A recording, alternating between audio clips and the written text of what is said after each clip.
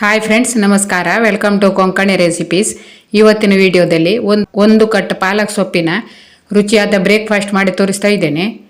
ಪಾಲಕ್ ಸೊಪ್ಪನ್ನು ತೊಳೆದುಕೊಂಡು ಸಣ್ಣಗೆ ಕಟ್ ಮಾಡಿ ಇಟ್ಕೊಳ್ಬೇಕು. ಪಾಲಕ್ ಸೊಪ್ಪನ್ನು ಚೆನ್ನಾಗಿ ತೊಳೆದು ಕಟ್ ಮಾಡಿ ತಗೊಂಡಿದ್ದೇನೆ.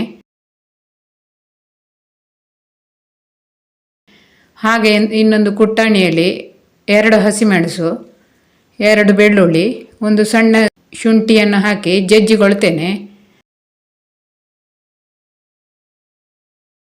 ಇನ್ನೊಂದು ಪಾತ್ರೆಯಲ್ಲಿ ಕಟ್ ಮಾಡಿದ ಪಾಲಕ್ ಸೊಪ್ಪನ್ನು ಹಾಕ್ಕೊಳ್ಬೇಕು. ಹಾಗೆ ಅದಕ್ಕೆ 2 ಕಪ್ ಆಗುವಷ್ಟು ಗೋಧಿ ಹಿಟ್ಟನ್ನು ಹಾಕ್ಕೊಳ್ತಾ ಇದ್ದೇನೆ. ಪಾಲಕ್ ಸೊಪ್ಪು ಇಲ್ಲಿ ನೀವು ಬೇಯಿಸಿ ರುಬ್ಬಿಕೊಂಡು ಬೇಕಿದ್ರೂ ತಗೊಳ್ಬೋದು. ನಾನು ಇಲ್ಲಿ ಬೇಯಿಸಲಿಲ್ಲ. ಹಾಗೆ ಜಜ್ಜಿಕೊಂಡಂತಹ ಶುಂಠಿ, ಬೆಳ್ಳುಳ್ಳಿ ಮತ್ತು ಮೆಣಸಿನ ಪೇಸ್ಟನ್ನು ಹಾಕಬೇಕು. ಈಗ ಅರ್ಧ ಚಮಚ ಅರಶಿನ ಹಾಕ್ಕೊಳ್ಬೇಕು. 1 ಚಮಚ ಮೆಣಸಿನ ಹುಡಿ ಹಾಕ್ತೇನೆ. ಹಸಿಮೆಣಸು ಹಾಕುವ ಕಾರಣ ಜಾಸ್ತಿ ಮೆಣಸಿನ ಹುಡಿ ಬೇಕಾಗಿರುವುದಿಲ್ಲ, ತುಂಬಾ ಖಾರ ಆಗ್ತದೆ. ಅದಕ್ಕಾಗಿ 1 ಚಮಚ ಹಾಕಿದ್ದೇನೆ ನೋಡಿ. ಮತ್ತು 1 ಚಮಚ ಆಮ್ಚೂರ್ ಪೌಡರ್ನ ವಿಡಿಯೋ ನನ್ನ ಚಾನಲಲ್ಲಿ ಇದೆ, ಅದನ್ನು ನೋಡಿ. 1 ಚಮಚ ಕೊತ್ತಂಬರಿ ಪೌಡರ್, ಹಾಗೆ 1 ಚಮಚ ಗರಂ ಮಸಾಲೆ,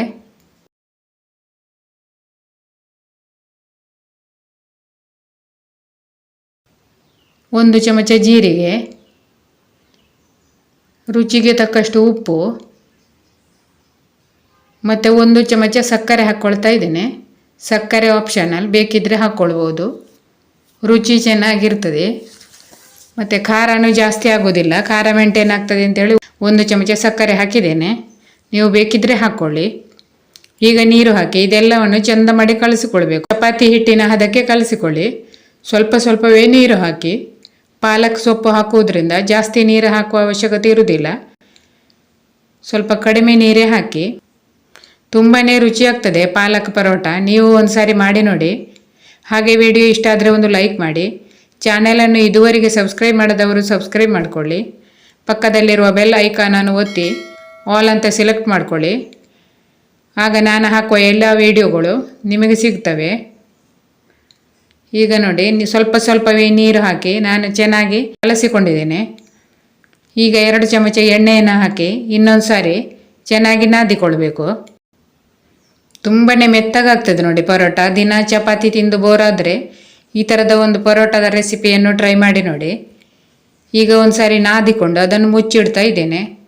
ಒಂದು 10 ನಿಮಿಷ ಹಿಟ್ಟನ್ನು ನೆನೆಯಲಿಕ್ಕೆ ಬಿಡಬೇಕು.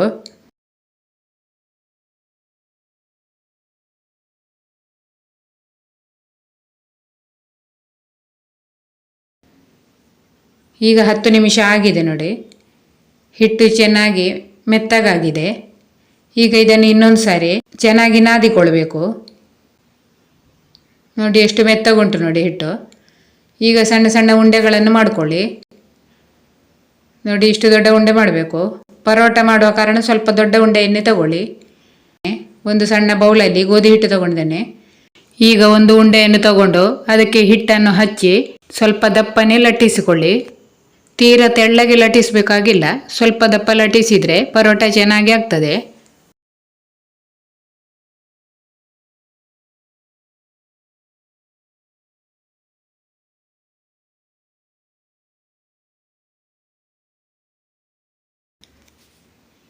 ನೋಡಿ ಲಟ್ಟಿಸಿಕೊಂಡಿದ್ದೇನೆ. ನೋಡಿ ಇಷ್ಟು ದಪ್ಪ ಲಟ್ಟಿಸಿದ್ದೇನೆ ನೋಡಿ. ಈಗ ಒಲೆ ಮೇಲೆ ತವವನ್ನು ಬಿಸಿ ಮಾಡಲಿಕ್ಕೆ ಇಟ್ಟಿದ್ದೇನೆ. ತವದ ಮೇಲೆ ಈ ಪರೋಟವನ್ನು ಹಾಕಿ ಒಂದು ಸೈಡ್ ಸ್ವಲ್ಪ ಬೆಂದ ಮೇಲೆ ಮಗುಚಿ ಹಾಕಬೇಕು. ಆಮೇಲೆ ಅದಕ್ಕೆ ತುಪ್ಪ ಅಥವಾ ಎಣ್ಣೆಯನ್ನು ಸವರಬೇಕು. ಹಾಗೆ 2 ಬದಿಗೂ ತುಪ್ಪ ಅಥವಾ ಎಣ್ಣೆಯನ್ನು ಹಚ್ಚಿ ಚೆನ್ನಾಗಿ ಹುರಿದು ತೆಗೆಯಿರಿ. ರುಚಿಯಾದ ಪಾಲಕ್ ಪರೋಟ ರೆಡಿ ಆಯಿತು.